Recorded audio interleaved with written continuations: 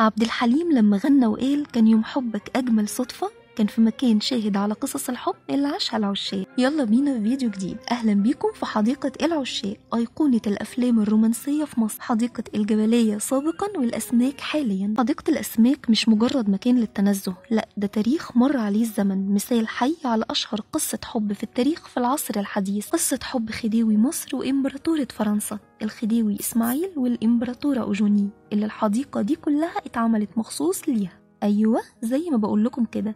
طيب ما تيجوا نعرف الحكاية ايه؟ قبل الانتهاء من مشروع قناة السويس قام الخديوي إسماعيل بدعوة جميع ملوك وأباطرة العالم على الحفل اللي هيتم، وطبعا كان أهمهم وأولهم حبيبته الإمبراطورة أوجوني اللي اتعرف عليها وقت ما كان بيدرس بره وحبها جدا. وقبل ما تيجي على مصر الخديوي كان بيحضر كل حاجة لاستقبالها، زي المكان اللي هتقعد فيه. وعايزة أقول لكم إن ده لوحده قصة، لأن اتعمل لها قصر مخصوص، والقصر ده حاليا فندق الماريوت اللي في الزمالك. بدأ يفكر كمان في هدية تتعمل مخصوص ليها، وكانت حديقة ملهاش مثيل في العالم علشان تعجب حبيبته وتكون مكان للتنزه ليها، وأطلق عليها حديقة الجبلية، واللي هي حاليا حديقة الأسماك، أهم العلامات التاريخية المميزة بحي الزمالك. وجوني جت قبل حفل الافتتاح بحوالي 3 أسابيع، زارت فيها أماكن كتير في مصر، وكان الوقت اللي قضيته في مصر مع الخديوي حاجة كده زي قصص ألف ليلة وليلة، وكانت بتتمنى تقعد أطول وقت ممكن في مصر. بعد موت الخديوي إسماعيل وكبرت أوجوني وبقت سيدة عجوز، فضلت تيجي على مصر وتزور كل مكان راحته مع الخديوي.